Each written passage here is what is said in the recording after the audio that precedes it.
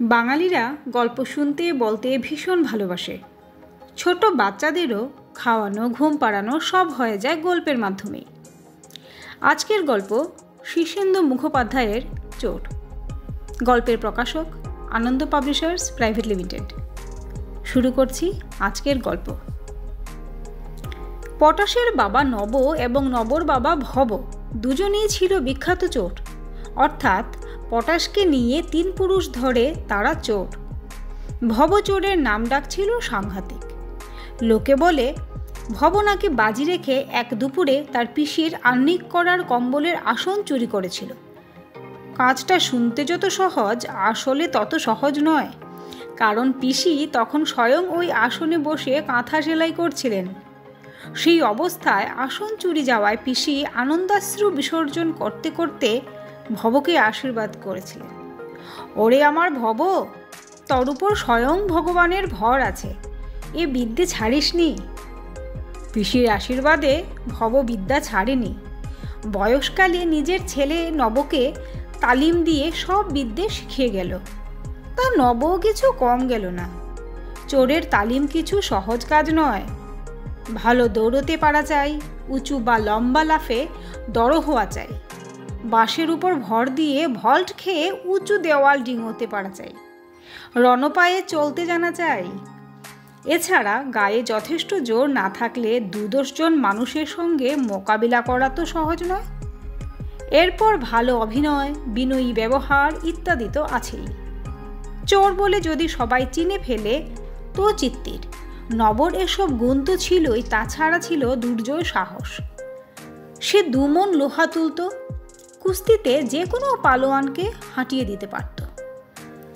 যন্ত্রবিদ্যা, মন্ত্রতন্ত্র এইগুলা ছিল তার নখদর্পণে। এমন ঘুমপাড়ানি মন্ত্র জানত যে গেরস্তের কুকুর পর্যন্ত ঘুমিয়ে থাকত, টু শব্দ করত না। জমিদার তারিণী রায়ের বাড়ি থেকে 1 খিলি পান চুরি করেছিল সে। শুনতে যত সহজ, কাজটা মোটেই তত সহজ ছিল না। রায়মশাইয়ের নাতির অন্নপ্রাশনে বাড়িতে সেদিন লোক গিজগিজ করছে। খাওয়াটাও হয়েছিল বেজায় রকমের, সকলের আইটাই অবস্থা। রায়মশাইয়ের খুড়ো বিপিনচন্দ্র 1 খিলি বেনারসি পাত্তির স্পেশাল পান নিজের রূপোর বাটা থেকে বের করে মুখে ফেলতে যাচ্ছিলেন, ঠিক সেই সময়ে পানটা চুরি যায়। অবিশ্বাস্য ব্যাপার। খুড়োমশাই নিজেও কিছুক্ষণ বুঝতে পারেননি যে তার 2 আঙ্গুলে ধরা পানটি হাঁ করা মুখের মধ্যে যেতে যেতে কিভাবে হাওয়া হলো। কিছুক্ষণ চিবুবার পর তিনি খেয়াল করলেন, যা চিবোচ্ছেন তা পান নয়, নিজের জিভখানা। বেনারসি পান ততক্ষণে নবর গালে জমে বসেছে। নবর এই হাত সাফাই দেখে তারিণী রায় তাকে সভাচোর করতে চেয়েছিলেন, ঠিক যেমন পুরনো আমলে রাজাদের সভাকবি, সভাগায়ক থাকত। নব অবশ্য সভাচোর হয়নি। হাত জোর করে রায়মশাইকে বলেছিল, আগে এ হলো বাপদাদার বিদ্যে, এ ছাড়তে পারবো না। ছাড়বি কেন? বৃত্তি ছাড়ার জন্য কি তোকে রাখছি? চুরি করবি, তবে মজার জন্য। নব শেষ অবধি রাজি না হওয়ায় তারিণী রায় তাকে আর পিড়াপিড়ি করেননি, তবে 1খানা সোনার মেডেল দিয়েছিলেন। বরাবর স্নেহও করতেন খুব। সেই নবর ছেলে হলো পটাশ। ছেলে না বলে অকাল কুষ্মণ্ডই বলা ভালো। সব থেকেও তার কি যেন নেই, অথচ এই ছেলেকে এইটুকুন বেলা থেকে নিজে তালিম দিয়েছে নব। ছেলে তৈরিও কিছু কম হয়নি। হরিণের মতো দৌড়তে পারে, বানরের মতো লাফাতে পারে, গায়ে হাতির মতো জোর, বুদ্ধিও খুব। তবু চুরিতে একেবারেই মন নেই। নব শেখায়, সেও শেখে, তবে গা লাগায় না, মন দেয় না। একদিন হলো কি, হাত মক্স করতে নব তার ছেলেকে সুদখোর অক্ষয় হাজরার বাড়ি চুরি করতে পাঠালো। পটাশ গেল বটে, কিন্তু চোরের যা যা করতে নেই তার সব কিছুই করতে লাগলো। হাজরার 4টি কুকুরই তাকে চেনে, সুতরাং তেড়ে এলো না। 2-1 বার ভুক ভুক করে চুপ মেরে গেল। পটাশের সেটা পছন্দ হলো না। ঢিল মেরে মেরে সেগুলোকে খেপিয়ে দিয়ে শোরগোল তুলে ফেলল সে। তারপর দরজা ভাঙতে এমন সব বিকট শব্দ তুলল যাতে মরা অবধি উঠে বসে। তাতেও খুশি না হয়ে গুনগুন করে গান গাইতে লাগলো। অক্ষয় হাজরা সর্বদা ভয়ে ভয়ে থাকে। ঘরে নগদ টাকা সোনা দানা তো কম নেই। জেগে গিয়ে সে হেঁকে উঠল, কে কে রে? আমি পটাশ। পটাশ? তা কি মনে করে? এই রাত বিরেতে আমি দোর খুলতে পারবো না। বাধা দিতে এসেছিস তো? জানালা দিয়ে দে, এই হাত বাড়াচ্ছি। হাত বাড়াতে হবে না, আমি দরজা ভেঙে ফেলেছি। ভেঙে ফেলেছিস মানে?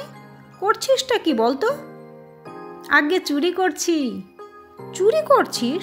ইয়ার কি হচ্ছে? হ্যাঁ, এভাবে কেউ চুরি করে? বেরো বেরো বলছি। পরদিন অক্ষয় হাজরা এসে নবকে সব বৃত্তান্ত জানিয়ে বলল, ও কেমন ধারা ছেলে তোর? চুরি তো তুইও করতিস, কখনো তো সারা শব্দ করিসনি, আসপদ্দাও দেখাসনি। আর তোর ছেলের আসপদ্দা দেখ। গেরস্ত জিজ্ঞেস করছে কি করছিস, আর বুক ফুলিয়ে চোর বলছে চুরি করছি। তার উপর আবার গুনগুন করে গানও গাইছিল। দিনটা কি পড়ল বলতো নব?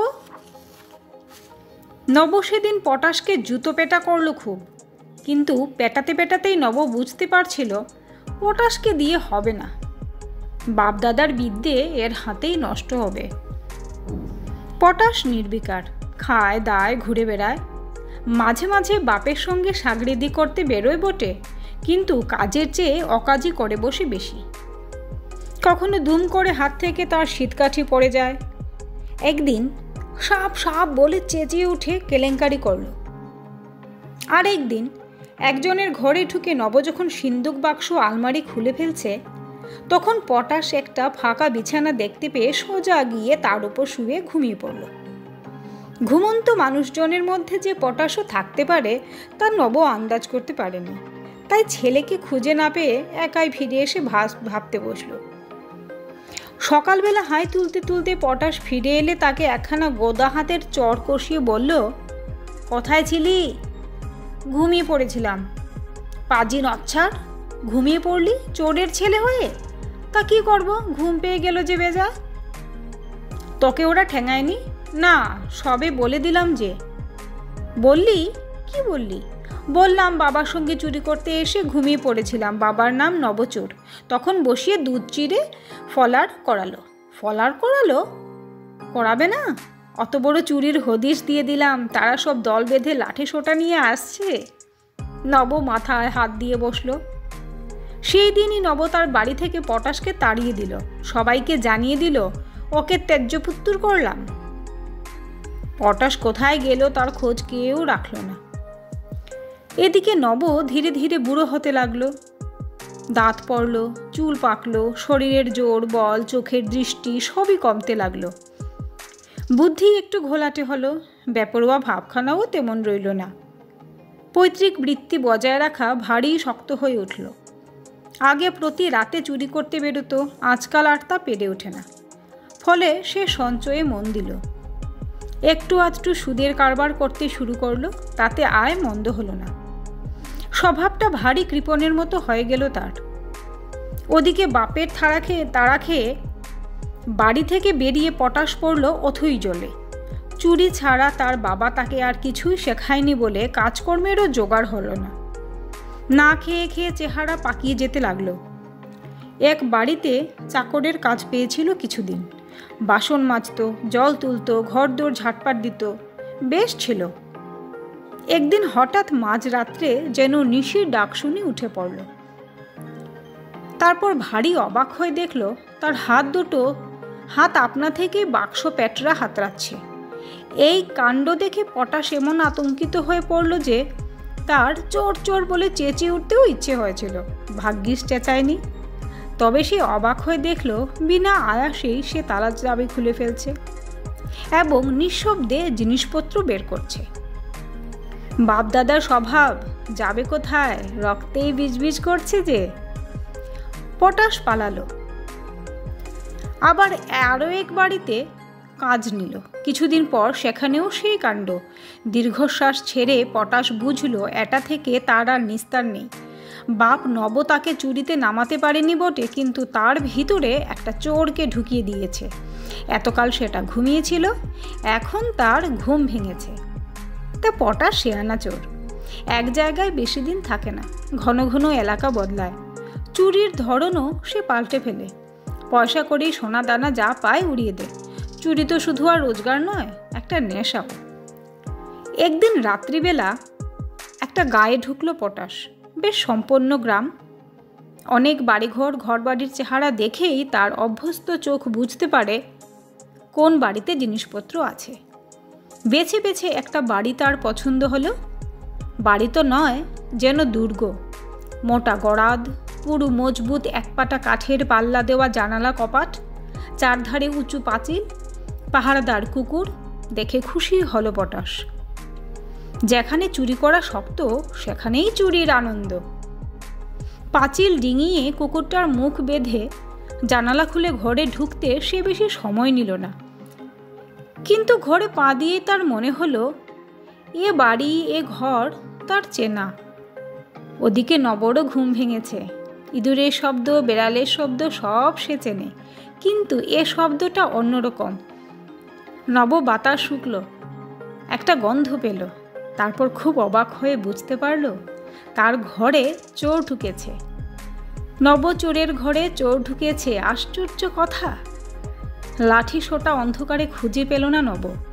গায়ে তেমন জোরও নেই যে চোরকে জাপটে ধরবে, বা পায়ে বাতের সাংঘাতিক ব্যথা। অথচ ঘরে প্রচুর সোনাদানা, টাকা পয়সা। চোর সব নিয়ে যাবে। নব বিকট স্বরে চেঁচাতে লাগলো, চোর চোর চোর।